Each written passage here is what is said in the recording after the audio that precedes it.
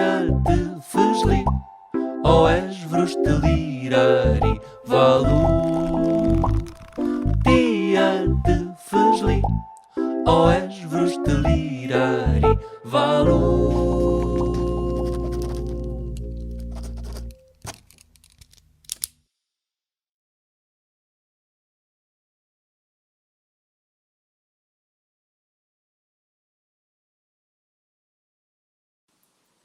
Olá, sejam bem-vindos a mais esta sessão do Livros ao Oeste 2021, este ano com o tema O Reencontro e a pergunta: quantas histórias cabem numa história? Pois bem, hoje vamos falar de histórias desenhadas. Os meus dois convidados, o Luís Louro. Olá, Luís. Olá, olá. Obrigado pelo convite. E o Eberson Santiago, diretamente do Brasil. Salve, salve. Olá, Eberson. Olá. Estamos aqui. Bem-vindos, sejam bem-vindos. Obrigado. Valeu, obrigado. Ora bem, vamos aqui percorrer um pouco de alguns aspectos relacionados com o vosso trabalho, para que as pessoas também percebam do que é que estamos a falar e com quem estamos a falar.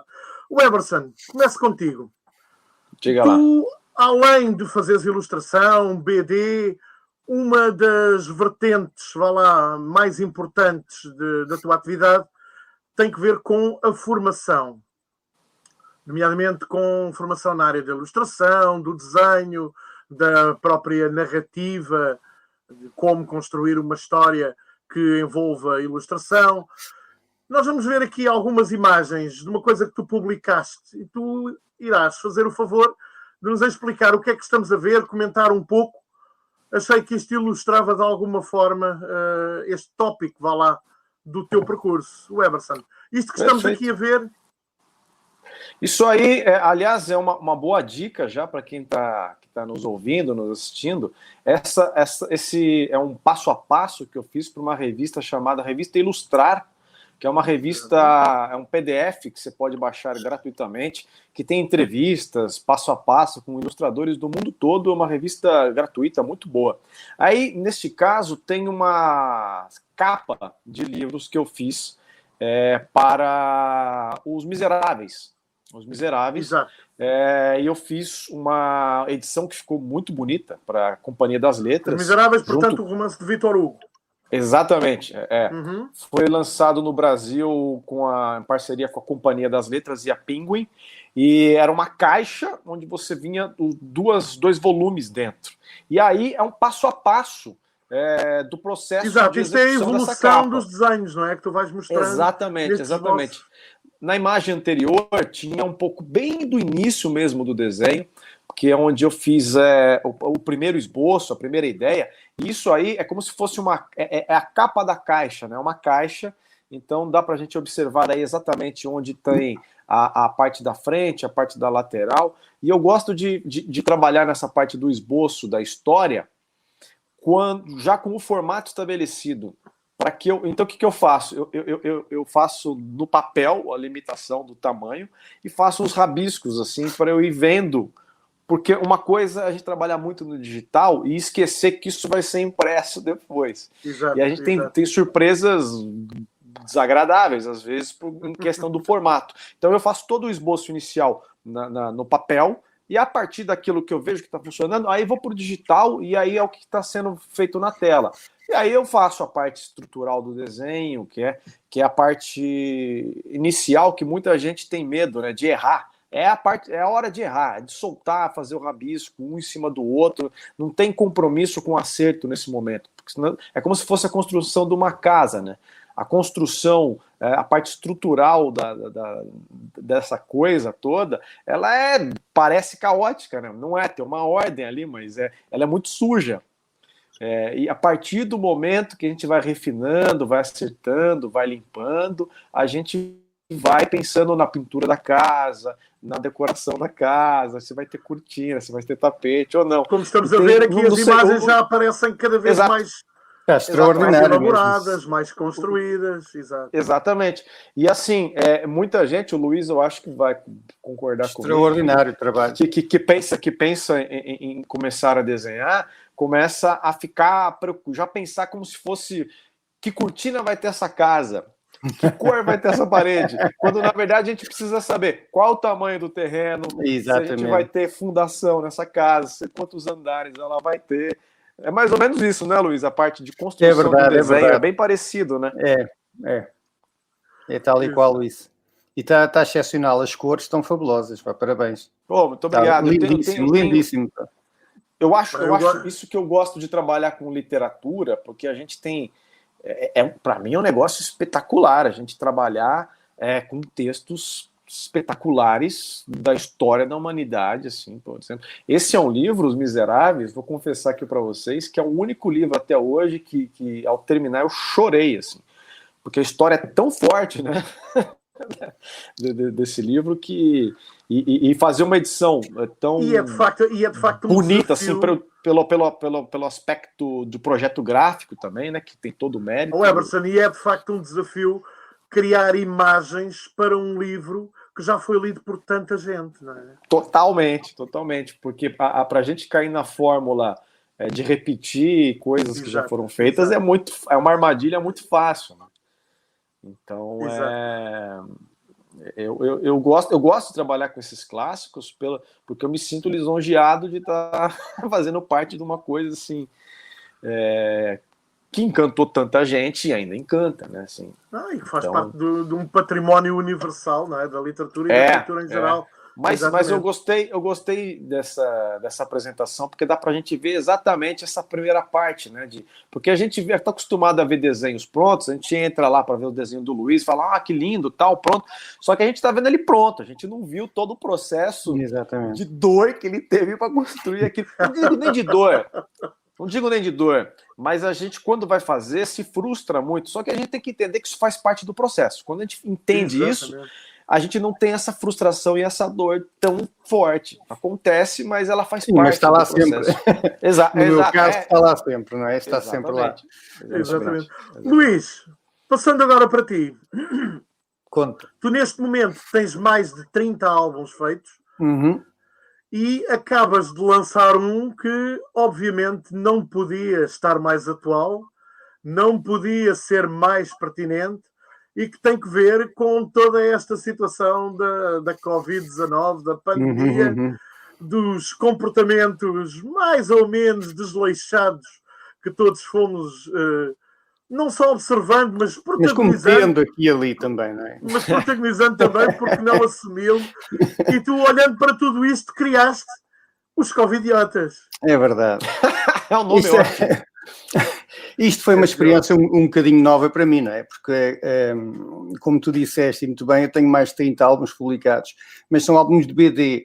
E os Covidiotas são tiras humorísticas, portanto, foi a minha primeira vez em que eu resolvi atirar-me de cabeça para um registro diferente de desenho e de narrativa. E, portanto, é a primeira vez que eu fiz esta experiência e acho que resultou muito bem, de tal forma que tenho o segundo praticamente pronto, não é? Isto, o material não tem faltado, infelizmente. Infelizmente, não é? Exatamente. E este dos Covidiotas, tu foste observando as notícias, as reações, os comportamentos mais absurdos que todos nós íamos encontrando, não é? No dia-a-dia. Isto foi logo no início, quando esgotou o papel higiênico nos supermercados. Vejam bem. Não sei se os mais novos perceberão, isto tem que ver com uma coisa que era o Pac-Man, não é? Que era um dos primeiros jogos de vídeo. Está lá, ainda nos salões de jogo públicos. Nos salões de jogos, exatamente. Não, isto é engraçado porque isto surgiu por piada. Eu estava em casa na altura do confinamento e pensei, bom, eu normalmente faço a minha vida em casa, portanto não irei estranhar assim tanto. Por outro lado, uma coisa é estar em casa e poder sair quando quer, outra coisa é não poder sair. Isto é de facto uma época que vai marcar toda a gente e eu sou um perfeito idiota se ficar aqui quieto sem fazer nada. Exatamente. Isto é a altura de eu fazer alguma coisa que também no futuro me possa recordar deste tempo e o que é que eu fiz durante este tempo. Se eu fui produtivo, se não fui, se fui ativo, se não fui. E por graça resolvi, sempre quis fazer tiras humorísticas, experimentar. mas o meu estilo gráfico não se coadunava muito com a tira humorística e tudo mais, portanto, era a oportunidade perfeita para eu experimentar criar um estilo de desenho dentro do meu registro, mas mais simplificado, uma coisa que funcionasse em tiras. E fiz a primeira, achei graça, e correu assim, muito bom, bem. olha, vou fazer mais 4 ou 5, vou pôr nas redes sociais, porque isto até tem uma certa... Pois, correu muito bem nesses dois sentidos, não é? E depois, Primeiro porque tu foste libertando as imagens gradualmente. Exatamente. Ou seja, nós íamos acompanhando, por um lado, os teus comentários, que isto no fundo são comentários. Exatamente. E sem saber estávamos a acompanhar o making of do livro ao mesmo tempo. Pois, exatamente. E lá está, e depois das 4 ou 5 passou para 10 ou 20, 15 ou 20 ou 30, não é? Quando aí para mim já tinha passado das 100, assim, bom, isto tem mesmo que sair em livro, porque isto de facto é uma coisa que independentemente da banda desenhada ser uma coisa mais destinada a um público específico, vamos lá, este trabalho em si, penso que é muito mais lato, que é muito mais... Sem dúvida. Quer dizer, serve para toda... Mesmo pessoas que não apreciem banda desenhada, vão se rever em certas situações, vão achar piada, lembrar-se de certas situações que aconteceram durante este período triste da nossa história. E é um registro, acaba por ser um registro importante, que não só para os fãs de banda desenhada, mas para toda a gente, porque é sempre importante nós podermos soltar uma gargalhada nestas situações mais tristes, em que as pessoas estão um bocadinho mais em baixo, e se eu puder ajudar com algum humor...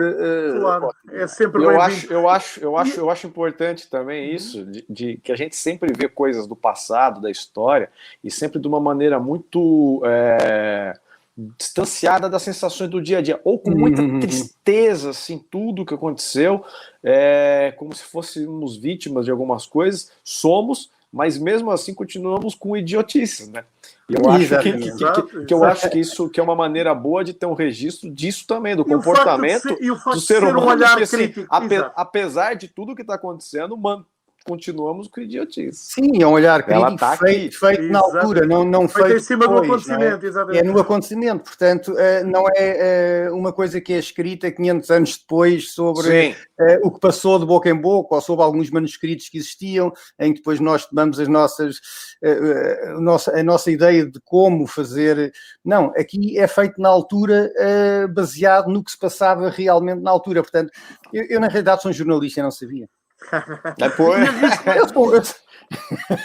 dizer que é um livro que vai chegar é um livro que vai chegar a diferentes gerações. Pois, espero que sim. Tu dizias numa entrevista recente, e foi daí que me veio essa ideia, tenho mais de 30 álbuns, nenhum especificamente para a infância. Salientavas isso numa entrevista recente. Sim, é verdade. Mas tu não achas que a banda desenhada é de facto um meio privilegiado para fazer pontes entre gerações? Sem dúvida, mas por outro lado, a banda desenhada é se calhar a única arte que desde o início vive com aquele estigma de isto é para miúdos. Eu conheci pessoas que tinham orgulho em que os filhos não liam banda desenhada. Sentiam-se orgulhosos. O meu filho não lê essas coisas. Não lê... Mas porquê? A banda desenhada pode ser cultura, a banda desenhada pode ser histórica, pode ser humorística, pode ser drama, pode ser romance, pode ser aventura, ação, tudo que nós vemos num livro de literatura existe na banda desenhada, com a salvaguarda, ou eu diria mais, com a vantagem de ainda ter ilustração. Portanto, a banda desenhada é literatura ilustrada, é simples como isso, portanto não tem que ser uma coisa ligada às crianças, porque não é. Não é isso. O que não impede também o reverso. O que não impede, exatamente. Tu, se pegares num livro como Os Covidiotas e levares para uma sala de aula, tens uma porta perfeita para falar do que é que se passou na sala de aula e das reações das pessoas. E de uma forma compreensível. Sim, alguns dos meus livros já foram dissecados em salas de aula e tudo mais. Portanto, é importante. Agora, não é uma coisa para crianças, não é uma coisa muito séria e que deve ser levada a sério. Quanto mais não seja por uma questão de respeito pelos autores, que passam horas e horas a fazer este trabalho, para depois as pessoas acharem que é uma coisa para miúdos. Mesmo que fosse uma coisa para crianças, dá trabalho. Os livros de ilustração infantil que nós vemos têm o mesmo valor que têm outro tipo de livros de ilustração. Não é isso pelo que eu ia facto de serem dizer para agora, crianças que têm menos Exatamente. valor, dão o mesmo trabalho. Fazer o uma livro pergunta para ilustrado crianças ou não, dá o mesmo trabalho. Às vezes, o livro- para crianças, até é mais complicado de fazer. o livro ilustrado e a BD, elas carregam esse preconceito, assim, né, das pessoas. Sim. Na verdade, não é só um privilégio da banda desenhada, é o livro ilustrado como um todo. São os desenhos, verdade. na verdade, né? É. Os desenhos que são vítimas desse preconceito. Se é desenho... Pois E sabe o que é curioso? O mundo adulto lida com desenho o tempo todo também. Quando você Sem tem um dúvida. manual de instruções dentro do avião, De tudo. por exemplo, aquilo é desenho. Publicidade, tudo, Pois, não é? Tudo. Então, quando a gente tem uma história narrada por desenhos, isso é para miúdos, mas não é nem a questão de ser para miúdos, como você disse, é para deslegitimizar, né?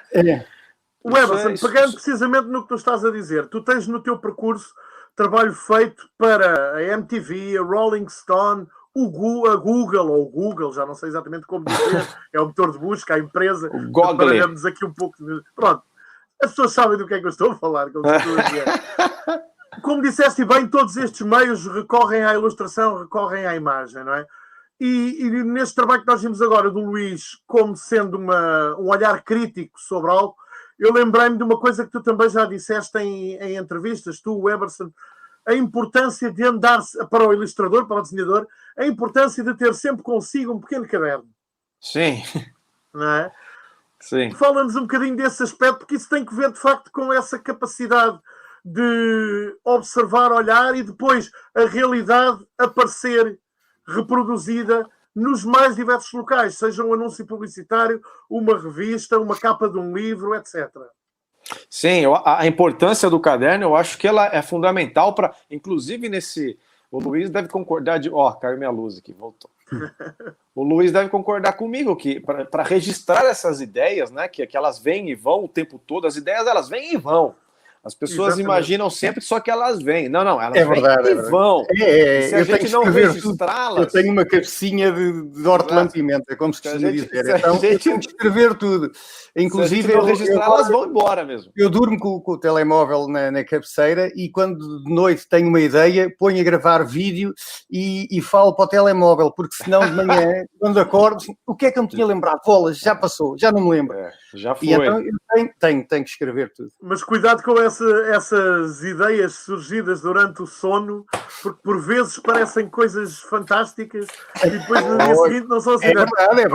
Há uma história maravilhosa creio que do Alfred Hitchcock, que um dia acordou durante um sonho e tomou nota, porque seria uma ideia magnífica para um início de um filme. E no dia seguinte lembrou-se que tinha tomado nota para o início do enredo de uma história e foi ver o que é que tinha apontado. E então tinha apontado: um homem encontra uma mulher. É um bom princípio. Exato. Aliás, é o princípio de tudo. É o princípio. Sim, mas o Adão e a Eva é outra conversa, não são para aqui chamados. Exatamente.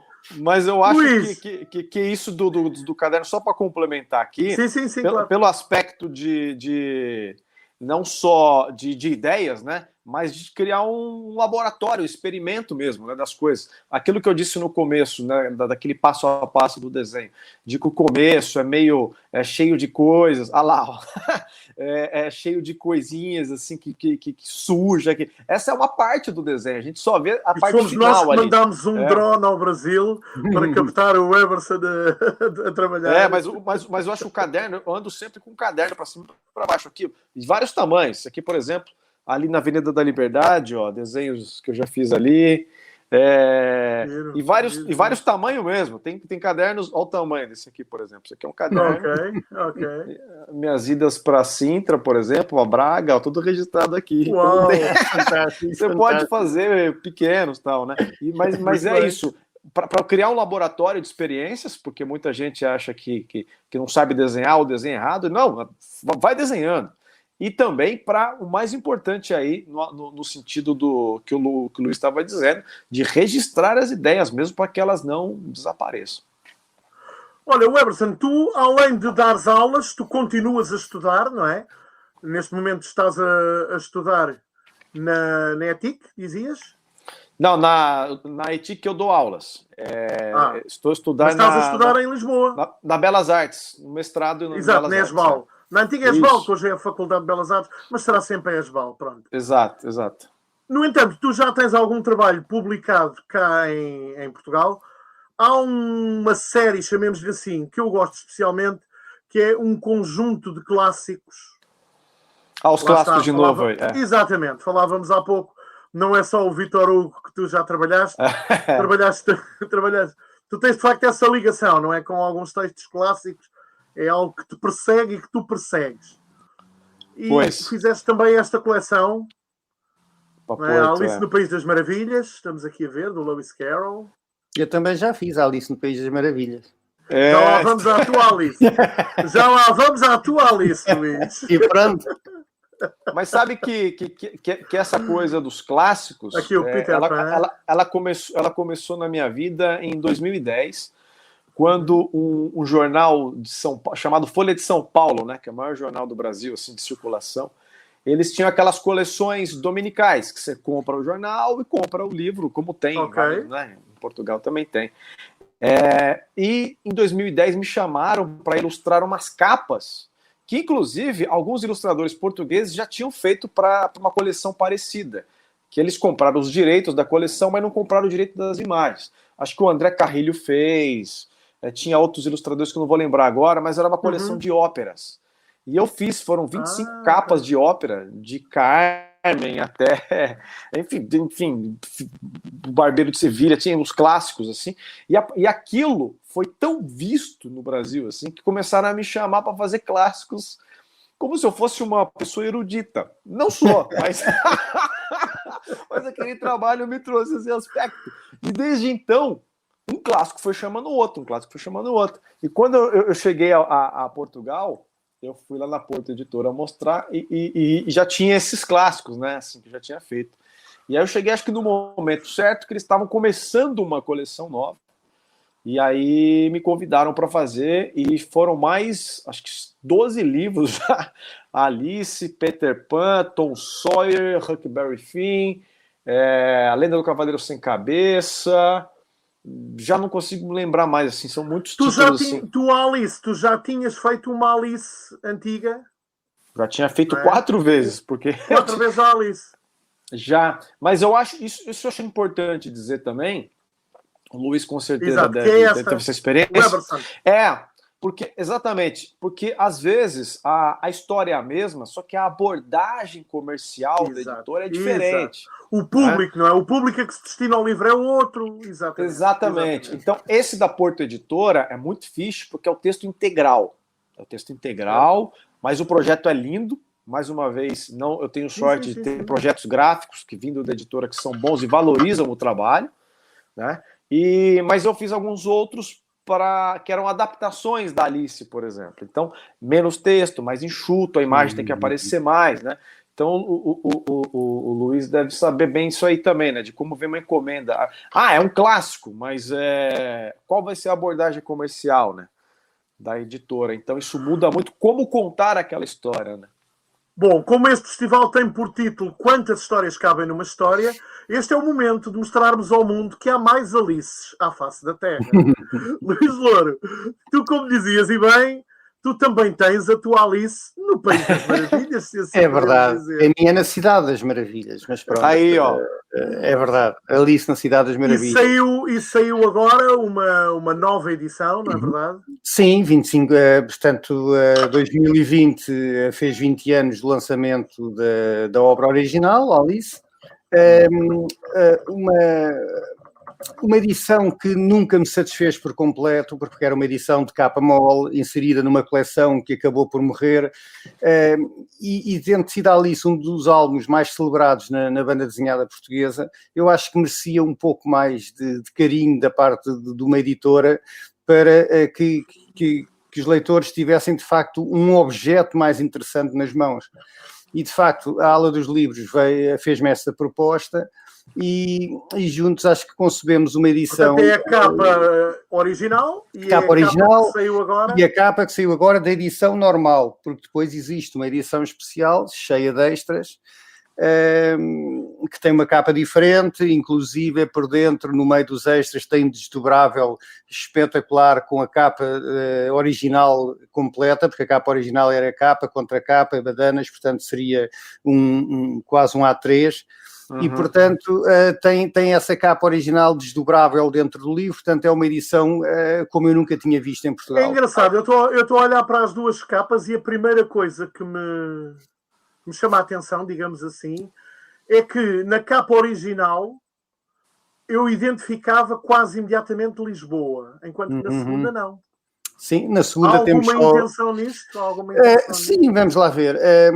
Na segunda temos na mesma os arcos do Convento do Carmo, mas a ideia aqui era de facto dar mais destaque à Alice em si, uma vez que isto é uma edição comemorativa, e a capa original estaria também no interior, não é? Fazia parte do conteúdo do livro. Mas aqui a ideia de facto era dar um destaque maior ao personagem, à Alice, de maneira que as pessoas que conhecessem de facto já o original de imediato se apercebessem que é a mesma personagem, apenas com, eu penso que a Alice, a vantagem da Alice e dos personagens de BD é que o passar dos anos, em vez de se degradar e envelhecerem, acho que melhoram. Claro. E portanto acho que a Alice acaba por estar agora um bocadinho mais bonita do que em 95. Tu utilizas muito esta estratégia, chamemos assim, em vários livros, de reinventares Lisboa, não é? Sim, vamos lá ver, eu sempre tive uma paixão muito grande por Lisboa, acho que é uma cidade com uma arquitetura espetacular, com uma luz fora de série, então para os parâmetros europeus nem se fala, não é? De facto, Lisboa é única. E eu gosto de facto uma vez que a maioria das minhas histórias se passam em Lisboa, eu gosto de reinventar Lisboa. Então já tive desde Lisboa debaixo d'água, como no caso da Alice, tive Lisboa noturna, sempre de noite com o Corvo, tive uma Lisboa fantasista com o díptico Watcher Sentinel, onde temos animais selvagens em miniatura, temos carros voadores, temos árvores a sair dos prédios, Lisboa misturada com uma selva tipo pós-apocalíptica, diria assim, sei lá. Portanto, é sempre criar... mantendo Lisboa como base, mas eu gosto sempre de criar algo mais fantasioso, algo que também me estimule mais, porque essencialmente eu preciso de estímulo para quando estou a criar, eu gosto de ter estímulo, não gosto de estar a fazer por fazer, por isso não faço, não sou capaz. E portanto tenho que ter sempre algum desafio que me faça ir um bocadinho mais longe, sempre fazer algo diferente. E de facto acho que tenho conseguido e acho que neste momento, se eu me der para mim a pensar, serão poucas as coisas que me faltarão fazer as situações em Lisboa em termos de visuais. Acho que já explorei.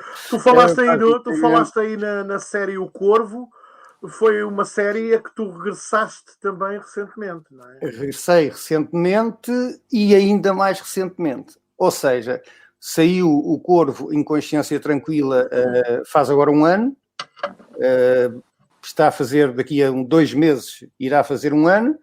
Curiosamente já tenho o próximo pronto desde o ano passado, para sair no final deste ano, também já está pronto, portanto o 5º volume está pronto para sair e já estou a fazer outra coisita.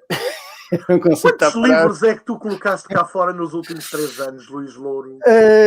Pois não sei.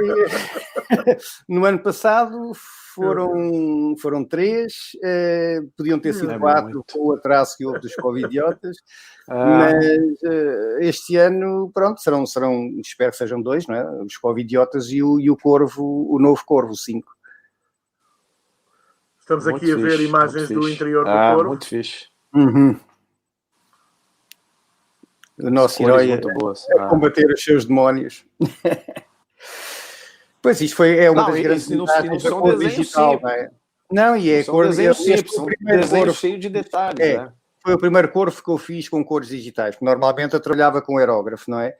Foi uma das razões que me levou a fazer uma pausa na banda desenhada, foi eu, de facto, estar Sempre saturado, o aerógrafo, sempre com as personagens femininas com devido destaque. Pois, com certeza que sim. Eu diria mesmo devidamente amparadas, olhando para esse lado. Exatamente, porque se aquilo caísse, podia magoar alguém, não é? Mas pronto, e a cor digital, de facto, permitiu-me novas abordagens, novas experiências, arriscar coisas diferentes. E pronto, e neste momento será uma... Não voltarei atrás, portanto não me parece que voltasse a fazer pelo método antigo, porque de facto não vejo grande vantagem nisso. E a cor digital, o grande problema que tinha para mim era eu conseguir reproduzir com exatidão a cor pela qual eu era conhecido nos meus trabalhos anteriores. Ok. E a partir do momento em que eu consegui fazer, pronto, there's no turning back, porque de facto é uma vantagem enorme, e tanto em termos de tempo como em qualidade no que nos permite fazer. Eberson, eu estou aqui a ouvir o Luís e lembro-me de ler algumas coisas tuas recentes perdão, em que tu referias nas informações que deste de como se poderia fazer algumas coisas utilizando como ferramentas um garfo ou um pente. Ora, isto é o contraponto ideal ao que o Luís acaba de dizer. Não, eu fiz um curso novo para doméstica, né? Tem 2 cursos online lá. O que é doméstica? Como vai explicar? A doméstica é uma plataforma de cursos online que tem no mundo todo, tal. Ela começou na Espanha, mas tem no mundo todo. E eu tenho 2 cursos meus lá que eu gravei. Um curso é sobre narrativa de livros ilustrados, que passa pela BD também um pouco, tal. O outro curso é para estimular as pessoas a desenharem com caneta, porque muita gente pensa que assim, precisa ter um computador espetacular ou precisa ter uma caneta espetacular, um papel ótimo para começar a desenhar, porque elas não acertam por causa disso. E, na verdade, você pode desenhar com qualquer coisa. Sim, então, com café, Exatamente. Então, nesse curso, eu dava exemplos de como você utilizar um garfo para fazer aquelas 4 linhas assim, sinuosas, e você pode desenhar, ficam coisas diferentes. E o pente eu utilizava para fazer algumas texturas com gesso acrílico. Então, não é piada ao pente, não? Não, eram coisas que dava para mostrar as texturas. Assim. Eu até tenho aqui do lado o caderno de um deles, que dá para a gente verificar essa parte da textura que eu falei, porque esta coisa de desenhar em casa e desenhar assim, por exemplo, criar texturas dessa maneira. Ok. Né? Então, são coisas... E para tirar, e para as pessoas desapegarem, assim, de toda vez que eu vou desenhar, tem que acertar e criar uma obra de arte. Não vai criar e não vai acertar, não é, Luís? Você vai ser... então... É o que o Luís dizia há pouco. O desapego no processo do desenho, ele é fundamental para a sua evolução, inclusive. Né? Então eu acho que... E também não estimulo as pessoas que têm interesse em desenho para que elas se tornem profissionais. Você pode utilizar o desenho como raciocínio para criar coisas, seja lá qual for a sua profissão. Nós todos aqui, boa parte de pessoas que estão em escola sabem escrever e nem por isso são escritores, né? São coisas diferentes, né? Mas a gente usa a escrita para a nossa comunicação, para o nosso raciocínio e planejamento no dia a dia, né? Então o desenho, eu estimulo qualquer pessoa a desenhar. Aliás, eu até gosto mais de dar aula para as pessoas que são aquelas que não desenham já, sabe? Porque essas pessoas que já desenham vêm cheio de vícios e não sei o quê. Eu prefiro estimular as pessoas, entre aspas, normais, tá? que por isso, muitas desenhar. vezes nós destacamos que os hábitos de leitura são importantes para toda e qualquer pessoa, seja de que área profissional seja. Inclusive, tu fizeste ilustrações para um livro que saiu em tempos na Livros Horizonte, o Eberson, e que se chamava justamente A Menina que Não Queria Livros. Isso, é um texto da Luísa Ducla, que é um livro... Da Luísa Ducla Soares, já tá, não lembro, nem sei exatamente qual a edição, porque é um livro que foi publicado há muito tempo, ganhou essa edição nova, e é uma reflexão e é curioso que esse livro não é de hoje, né? É de muitos anos atrás, e ele é muito atual. Muito atual agora em relação aos telemóveis e tablets, né? Que as pessoas não quer os livros e quer uma coisa diferente, assim, que vibra e que brilha. E a experiência do livro é uma coisa que não substitui. Não é para substituir, ela soma, na verdade, né? Assim como o tablet, o celular, também não é uma coisa que é ruim, é ótima, ela soma também, né? Então, mas a experiência do livro é uma coisa mais introspectiva, né? Uma coisa, quanto o telemóvel e o iPad, ele estimula a gente, assim, com luz e cor, e fica muito maluco, animado e tal. A gente vira um peão, né? Girando no seu próprio eixo. Um livro ele traz uma questão mais de autonomia da leitura e uma conexão diferente, mais calma, mais tranquila, assim como o desenho também tem isso, né? Sim, eu continuo a preferir livros físicos. Exato. Eu sou apegado às novas tecnologias como qualquer pessoa, tenho o iPad, tenho o telemóvel, estou sempre ligado nas redes sociais, etc. Mas quando falamos de livros, seja literatura, seja banda desenhada, eu continuo a preferir o livro físico em papel, é outra coisa, não tem comparação para mim. E a conexão, né, do leitor e do livro é muito diferente, assim como o desenho também, o ato de desenhar, você não precisa ser um profissional e fazer um desenho espetacular, mas aquilo tira uma conexão, uma sintonia no seu dia, que é benéfico em vários níveis, né, não só no nível plástico da coisa.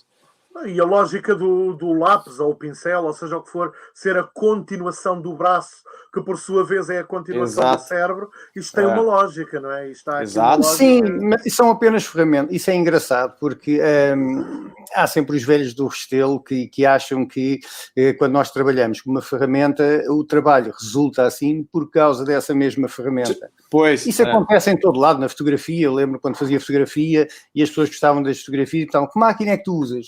Não interessa a máquina não é importante aqui, é o trabalho que fazemos. Olhar, né? E eu lembro-me no início, quando comecei na banda desenhada e comecei a dar a cor e me apaixonei na altura pelo aerógrafo, que as pessoas diziam, pois, as cores são assim porque tu fazes é com o aerógrafo, não é com o pincel.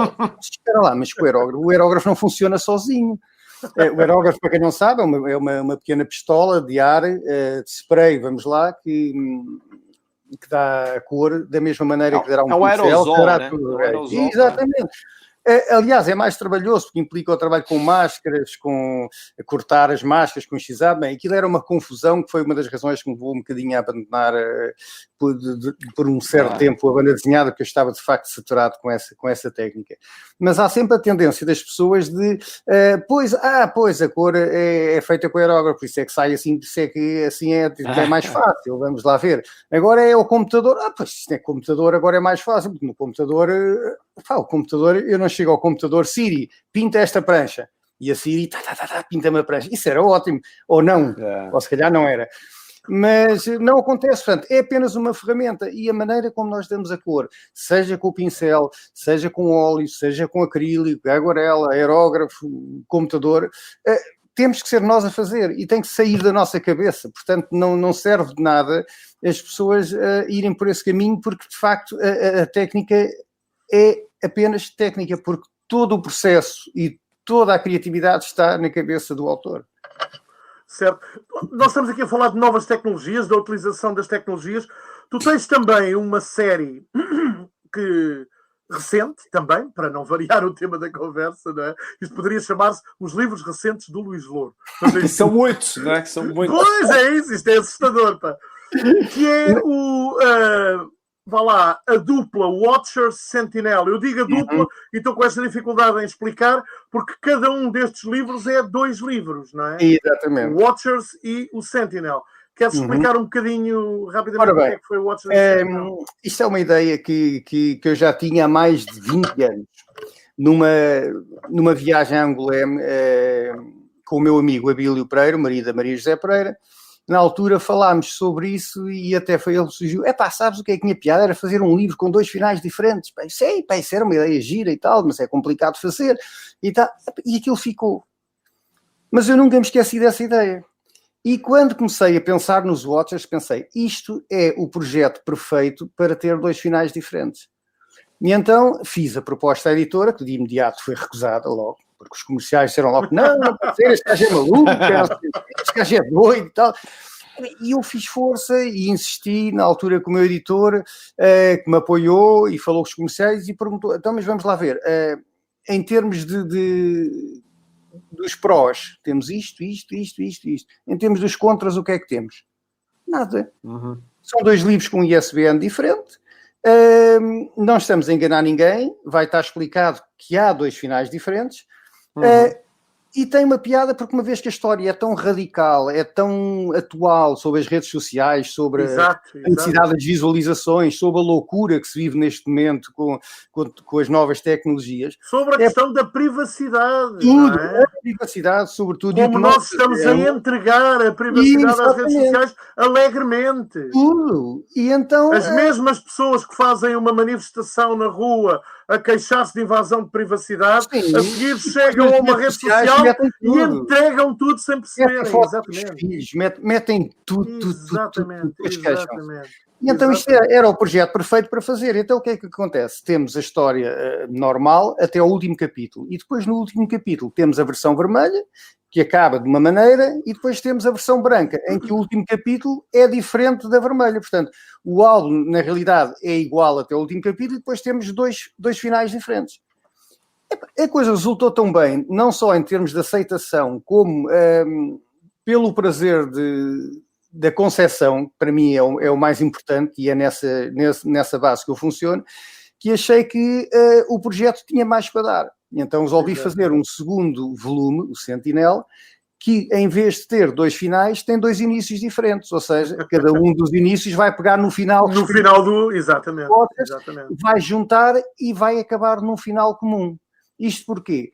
Era também um bocadinho brincar com aquela situação que, por mais voltas que a vida dê, se o nosso destino estiver traçado, vamos sempre parar ao mesmo sítio. Não interessa o que nós possamos fazer. Ir pela esquerda, ir pela direita, se tivermos que dar, como se dizer, todos os caminhos vão dar a Roma. Vamos dar sempre ao mesmo sítio. Portanto, na versão vermelha ele fez uma escolha, na versão branca fez outra. Acabou por ir dar ao mesmo. E, portanto, o resultado foi o mesmo.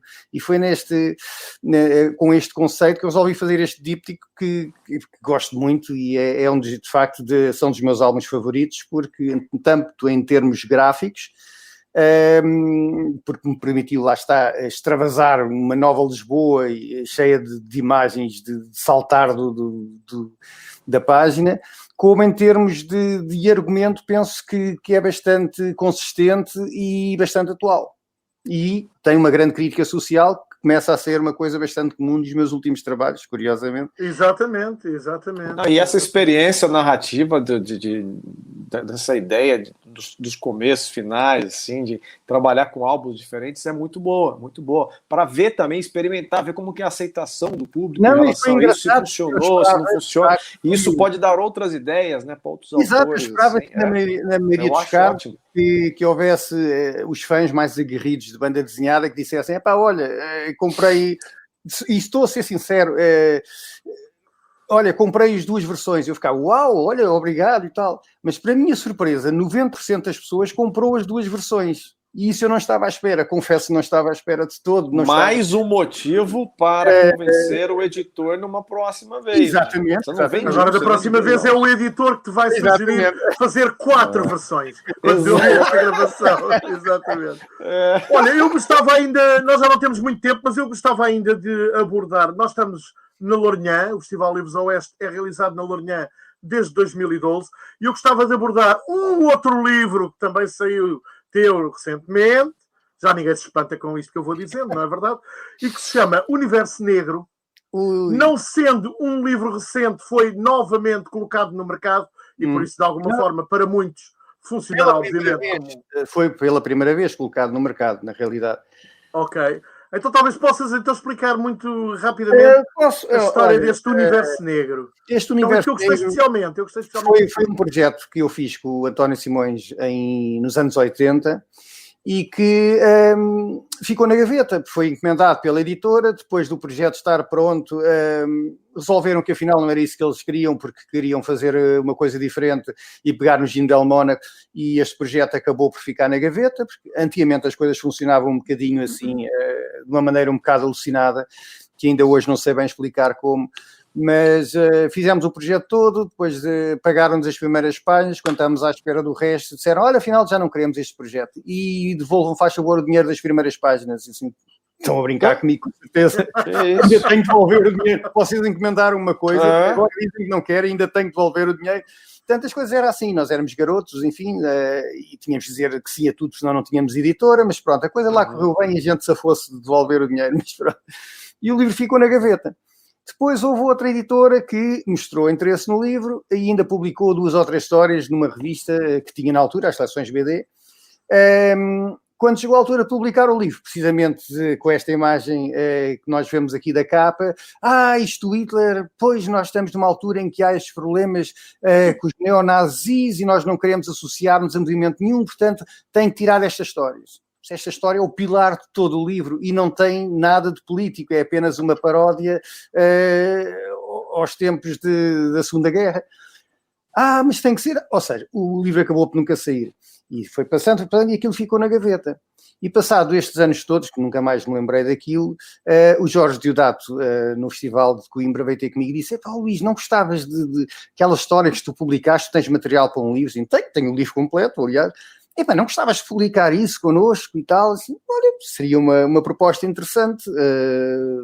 É uma coisa que me deixa, de facto, que me dá uma certa comichão, é ter material na gaveta, sem ser publicado. Isso a mim faz o livro é um conjunto de pequenas histórias, todas elas com uns finais surpreendentes. As histórias, todas mini histórias, todas com, de facto, com um final tipo Quinta Dimensão, Twilight Zone. Portanto, é um livro que se lê muito bem, é um livro que tem ideias muito engraçadas e que nem por isso estão datadas.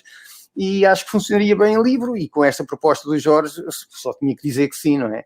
E fiquei contente de ver finalmente o meu livrinho Universo Negro publicado. Eu há pouco não terminei de explicar o porquê de referir a este livro do Universo Negro, falando a seguida da Lourinhã. Eu ainda tinha cabelo quando fiz o livro, para ver lá. Já vamos comprovar isso. Porque a Escorpião Azul é uma editora que tem as suas raízes aqui na Zona Oeste, nomeadamente na Lourinhã. Falavas do tempo em que ainda tinhas cabelo. Eu pedia para porem no ar, então, uma imagem sobre a BD, como esta tua paixão antiga, para que todos possam comprovar. Deixa-me chamar o meu advogado, faz favor. Para que todos possam comprovar. É verdade, o Luís não estava a mentir. Ele já teve cabelo. Que coisa mal linda. Já vi. É o Luís Louro, precisamente com o tal Zé Simões de quem falávamos há pouco. É verdade. Isto terá sido em 1985, 86. Portanto, há mais de um mês, eu diria. Há mais de um mês. Sim, coisa um mês e pico, uma coisa assim. Eu tinha 20 e poucos anos, portanto, pouco mais agora tenho também. Não faz muita diferença. Né? Aliás, coisa pouca. As fotos...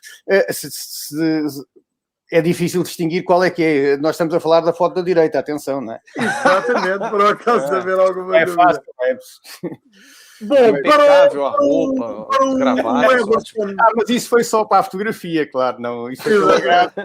Felizmente não vestia assim. Para o Everson não ficar a pensar que só pregamos partidas a um dos convidados. Eu também fui buscar.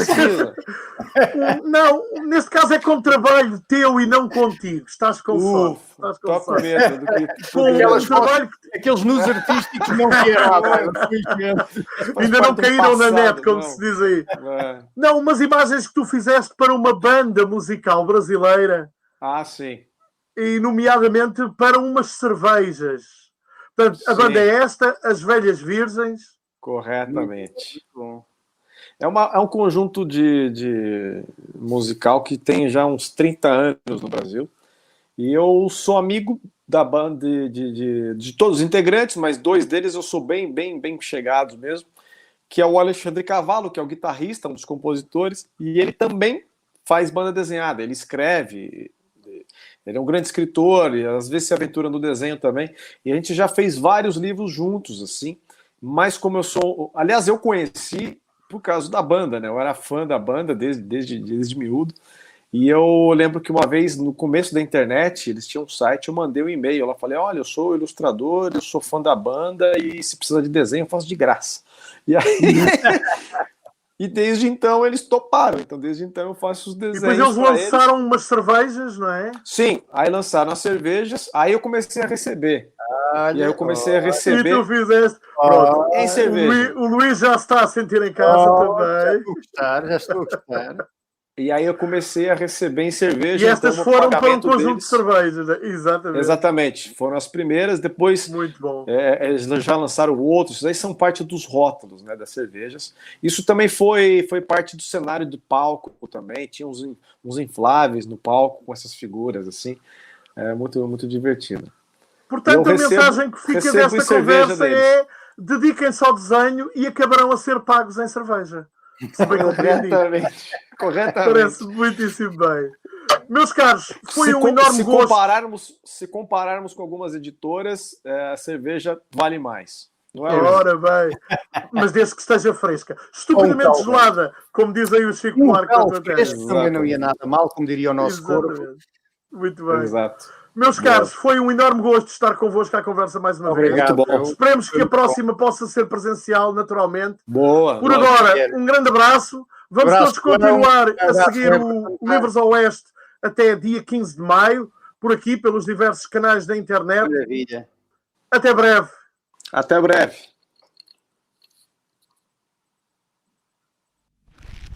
Dia de Fusli, oes vrustelirari valu. Dia de Fusli, oes vrustelirari valu.